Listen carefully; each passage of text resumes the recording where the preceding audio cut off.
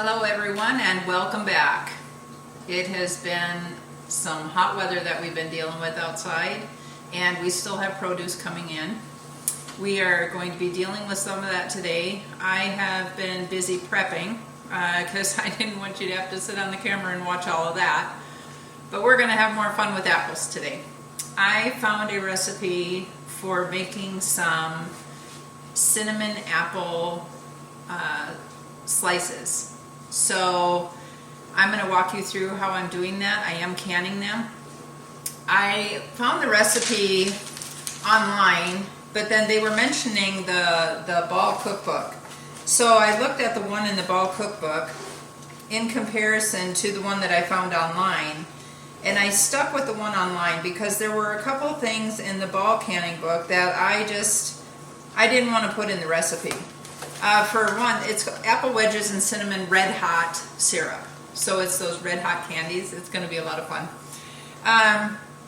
They wanted 1.5 cups of granulated sugar.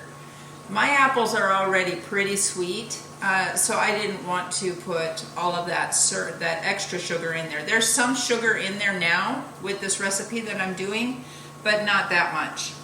And then it also called for 2/3 cup of like corn syrup. I'm not a fan of corn syrup. I believe it has the fructose in it, and I just try to stay away from any kind of corn syrups. So we are going to get started on this. These are the last apples that I picked from the tree. This is 8 pounds, which is what I needed for this recipe. I haven't drained them yet because I don't want them to turn brown on me, but I still have this whole bushel full of apples. So we are going to have more fun with apples after we're done doing this recipe. It's been a lot of fun trying to find different ways to preserve it. So I am going to take you over to the stove and show you exactly what we have going on over there. Okay, here we are at the stove, and first I have my water going in my canner with 8-pint jars. This is supposed to make approximately 8-pint jars. I have my lids on low heat, and then in here I have got 2/3 cup of sugar, 1 3/4 cup of the red hot candies. I have 3 cinnamon sticks, 1.5 tablespoons of whole cloves, and 1/2 teaspoon of ginger. And to that I am going to add 4 cups of water. I am going to set my heat to medium, and we're going to let this cook down and become a syrup. And once that becomes a syrup, we are going to pack our jars with the apples, and then we'll be putting the syrup in those jars, and then we will be water bath canning them.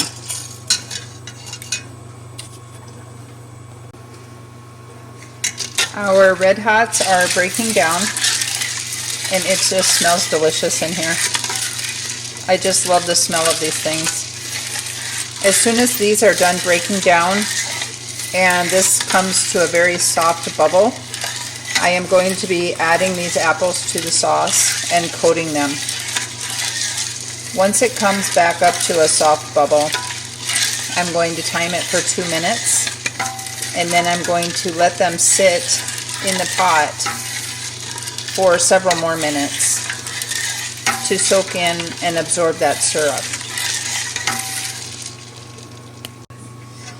Okay, our candies have completely dissolved. Look at that beautiful color. Now we are going to add the apples, and you want to do this slowly so that you don't get splashback. And if you do get splashback, for one, this is very hot. 2, it will dye you. It will change everything red. So we're going to keep putting these in here. And then we're going to make sure that they're all covered, and we're going to get it up to that soft boil.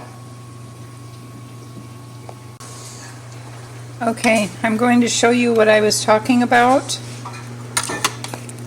These apples, I have been stirring them to keep them coated. But if you look really closely, I can't get you too close. Okay, let's back off for a second. And I'll try to go higher. But if you look around the edges, you can see that we're coming to a soft boil. It's very slight right now.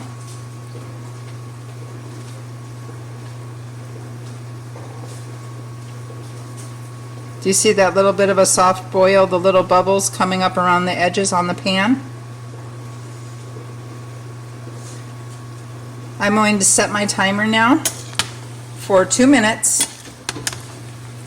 And then after that 2 minutes, I'm going to turn off the heat and I'm going to let it sit with the lid on for 10 minutes.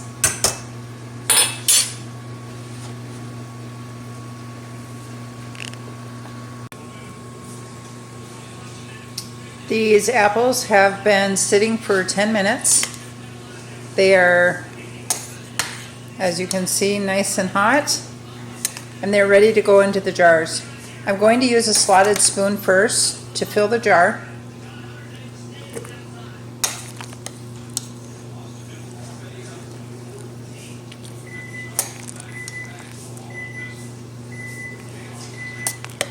Here's my timer.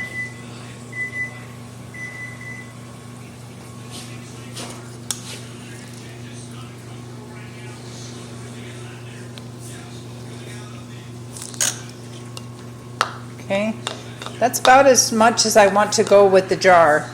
And then we need a 1/2 inch of headspace. So then we're going to take the ladle and just push down just to get the juice and not the apple. See, I want to get some of those cloves in there though.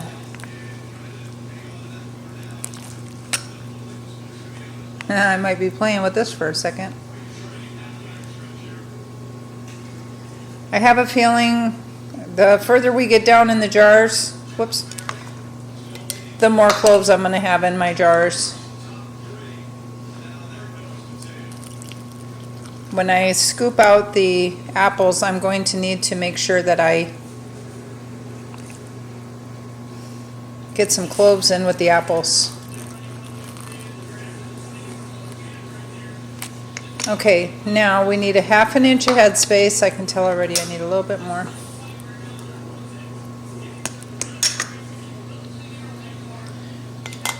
So now let's check that. The second one right here is your 1/2 inch. So I can actually put a little bit more juice in there.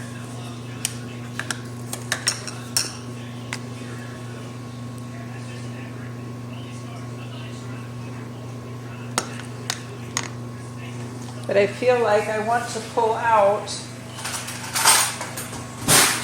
that one apple right there. But not the clove.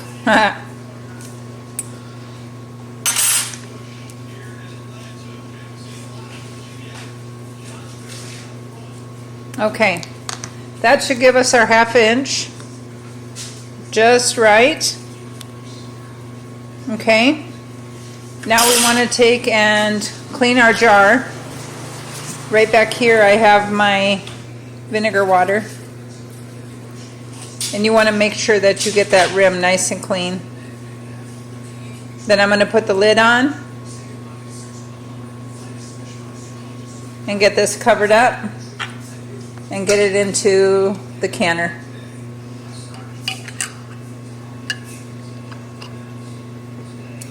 Fingertip tight.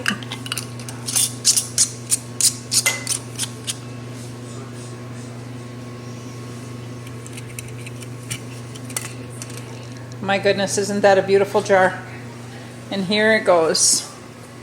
into the canner. Put that one in.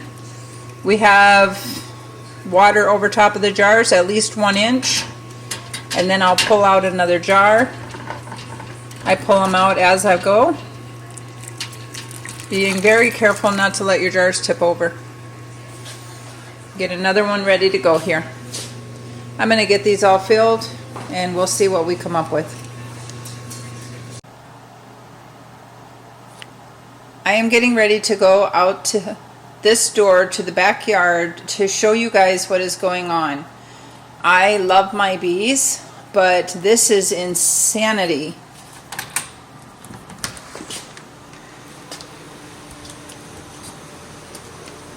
I cannot tell you the number of bees that is here. This is crazy. They're in the chicken feeders. We read up on it and it says that bees do not hurt chickens, and some bee farmers will actually put their bees in the coops because raccoons will actually go after and eat bees. So they put them in with the chickens to keep them safe. So this is that area.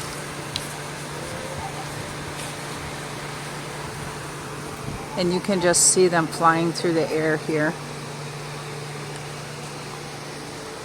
And then we have our netting that I'm showing you the video on that Tom got done.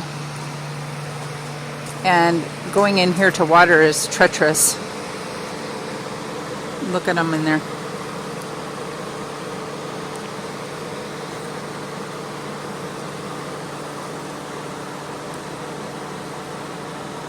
This whole area is just covered.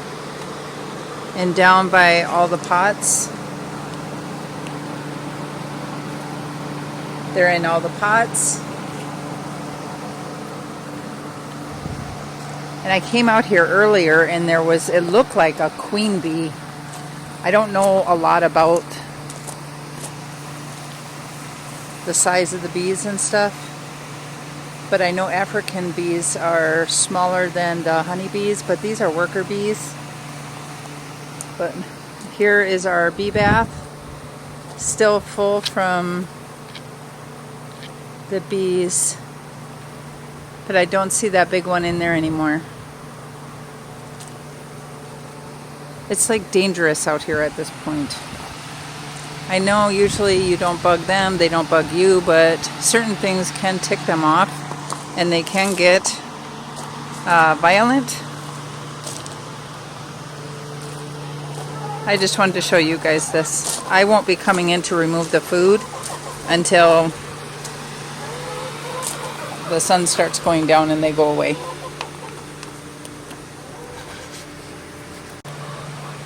Now that the sun is going down a little bit, we need to deal with these grapes. The bees are still absolutely crazy. We are in the higher triple digits, and I mean, look at this. I'm not going to get too close to that, but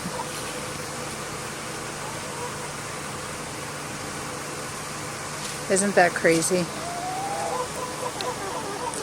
But hopefully they're nice today and we can get this done. The first thing I'm going to do is take off this netting, and then we'll go about getting these grapes picked off of here.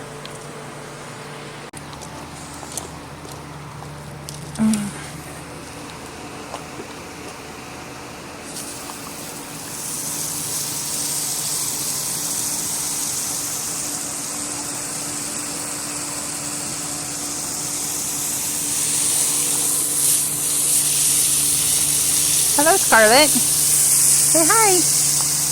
Hello. She doesn't care for these bees too much. They don't bug her too much, but I think she did get stung by one because she didn't know what it was and she went to eat it like she tries to eat everything. I gotta give these guys some more water before I get busy on those grapes. I just put it in here very gently and just turn it on softly so that they can back up away from it without me drowning them. Sometimes they're not paying attention.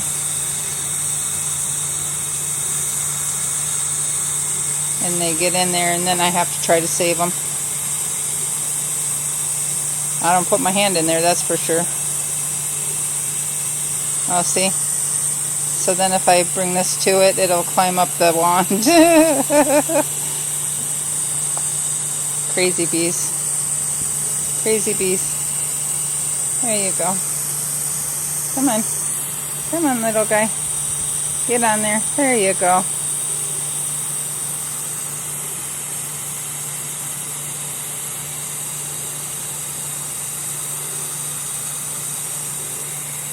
There we go. That should hold them for a while.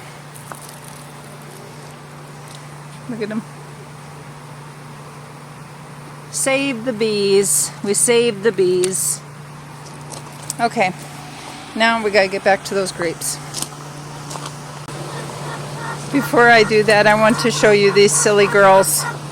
So, to try to help them stay cool in here, for one, we got the tarp over top of the run, which helps a lot.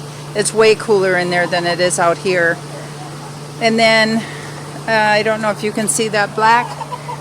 It looks dirty, but it's really not. We change this out every day, but they get all that sand in there. So that black thing has been changed twice today, and we've filled it with ice water, and they drink out of that. And then this red thing that they're all standing in is full of water, and they use that to cool their feet. So we're doing everything we can to keep them cool too, huh, girls? Yeah. But I do have to tell you, I don't know if I told you in a previous video, we've lost 2 of our girls, and I do believe it was my fault. Something that I did not know is don't give them scratch that has corn in it when it is hot outside, because the corn, when they eat it, speeds up their metabolism and heats them up. It's very bad for them. And I was giving them scratch that had corn in it. So I do believe that I was the cause of that. Because we already had hot temperatures, and then that happened. I'm still really sad about that. It's just treacherous. Okay. We got all the bird netting off and the tool, and now we're going to start picking our grapes. At this point, we got to get them all picked off. Look at that. Oh.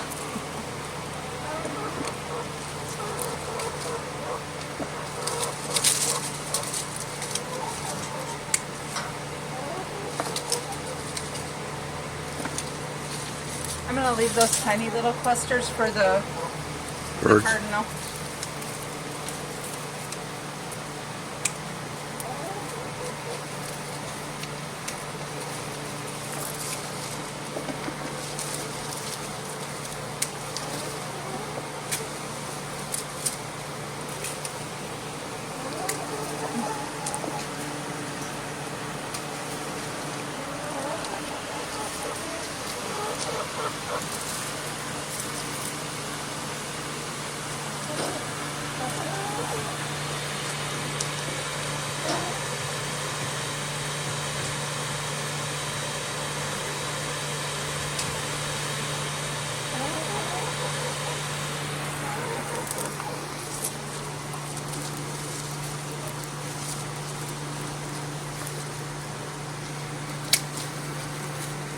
Look at that. That's weird. It grew right around the branch. Huh.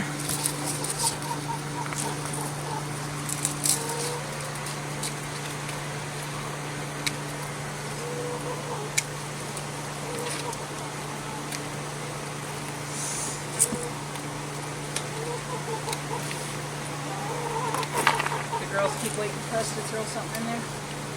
Oh my gosh, look at how beautifully perfect that is.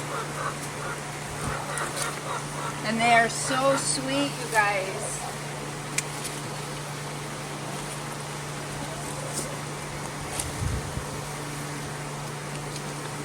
Amazing that this one plant puts off that much grapes.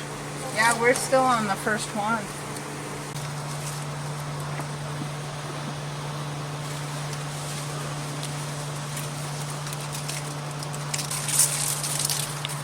Look at that.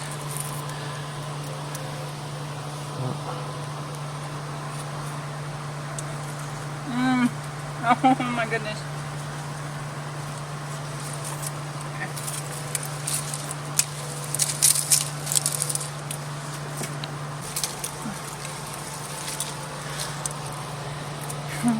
It's a big cluster. Oh, this is why we do all this. This is amazing.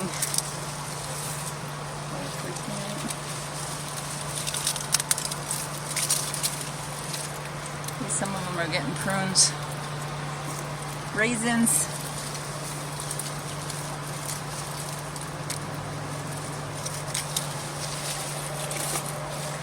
Okay, leave that one. What is this one here though? We can leave that one. I feel like there's a big one up there.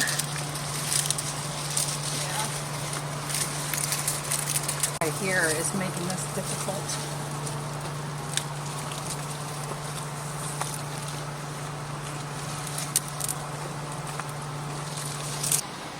These are our Thompson grapes, and they are seeded. Isn't that a beautiful cluster? Oh, hi lizard!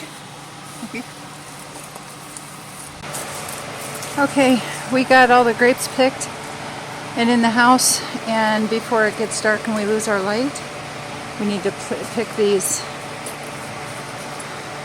beautiful burgundy plums.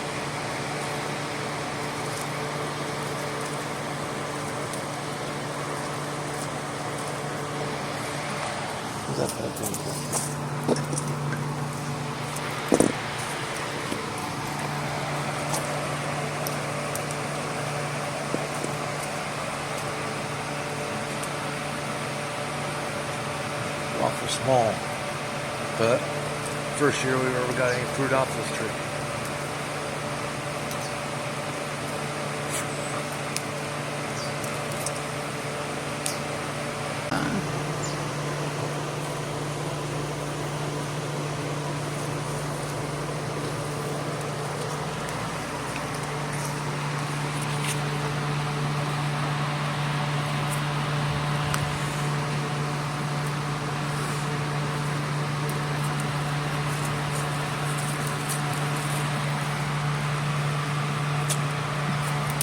You guys, look at all the weeds that are under this tree because we've had the bird netting on it, so I haven't been able to get in here to do anything.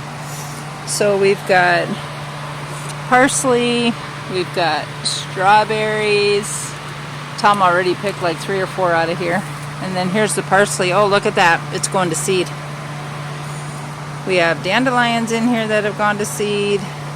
Oh boy. Okay, our okra's coming along and it's starting to get pods on it. There's a couple on this one. Do you see the baby on that one? Yeah, there's a few babies on it. They're not ready yet. But there they are right there. Once they're about 3 or 4 inches, we can start picking those off.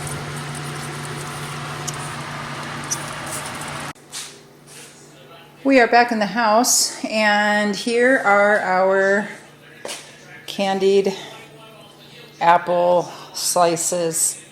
Aren't those beautiful? My last jar doesn't have that many in it, but I still wanted to preserve it. But I'll probably keep, we'll use it first. And while I was out doing the grapes, I had Tom in here watching the time on this while I was taking that netting off, and he said one of them opened up in the canner and leaked some out. So I'm going to have to check the seals on all of these once they cool.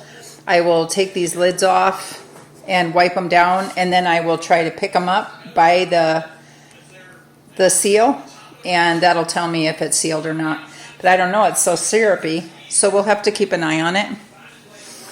And then here's what we got done outside. Look at this, you guys. This is what makes it all worth it.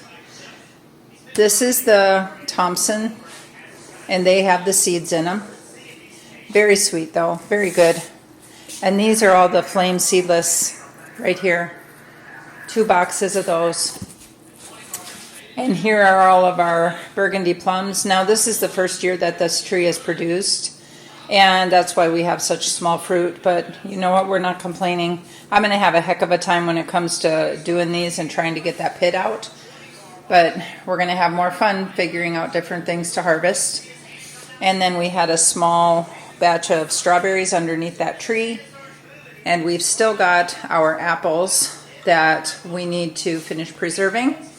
And the last thing that I wanted to do before I call it a night is my cherry tomatoes are getting pretty ripe on the counter. And this one I actually had gotten from the store, and it's getting pretty ripe. So I want to get all of these in the dehydrator tonight and make some sun-dried tomatoes. I was going to do it traditionally, but we have such a heavy bee and fly presence here. I'm just not comfortable. You know, they say to put salt on them and it's supposed to keep the bugs away, but I am not comfortable with the amount of flies and stuff that we have outside to do that. So I am going to do mine in the dehydrator. So we're going to get started on that. Okay, here we go. There you go. We are going to cut these tomatoes, line them on the dehydrator sheets, and dehydrate them.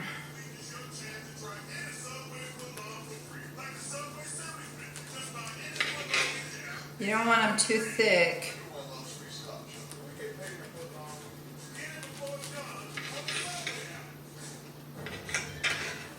So I'm keeping them at about that thick, right there. Now, the trick is to try to cut them evenly. Oh boy.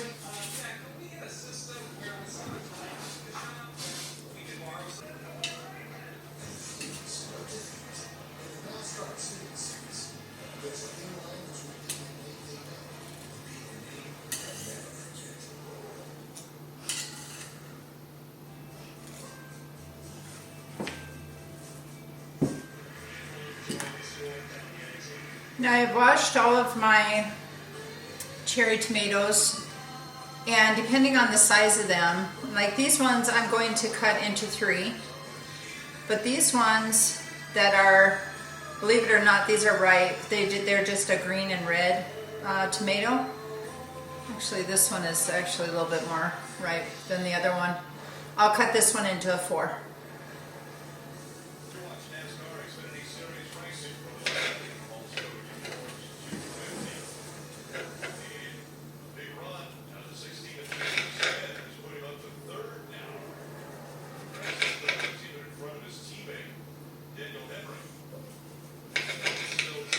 Actually, you're making 4 cuts, so it makes 5 tomatoes.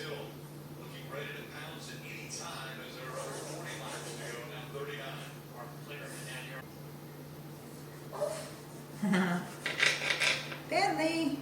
16 car right here. Chandler Smith makes the train moves to the bottom of the 20 right here. He gets up beside his teammate. Didn't think he was going to make this pass happen, but We'll get these all cut up and we'll see how many trays we come up with. Okay, we've got all of our tomatoes sliced up, ready to go into the dehydrator.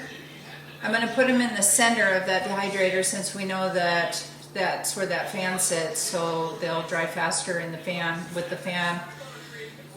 Going to set it at 135 for 10 hours and then I'll check them. I have a feeling they might actually have to go longer than 10 hours because they're very juicy, so they have a lot of drying out to do. If you were to do it outside and do the sun drying outside, it could take 3 to 4 days, depending on how much sun you get, how hot it is. I mean, ours would probably dry in 2 to 3 days with as hot as it's been outside for us. We've been sitting at between 105 and 109. Next week we're looking at getting into 113, some places all the way up to 118. So it's getting pretty warm. Very happy with everything today. It's just been a wonderful afternoon. It just makes a smile on my face like no other.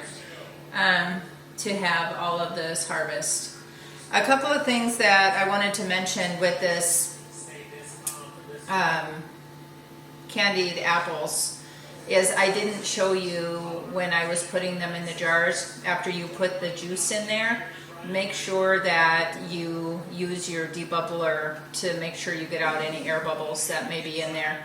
Another thing I did was I tamped it on the counter lightly to pack in those apples to get a tighter jar. It said in the bulk canning book, because the recipe is a little different, but it's basically the same. It was supposed to make about 8 pints. Mine did 10. And I used 8 pounds of apples. I measured out my apples after I cored them and de-seeded them and peeled them.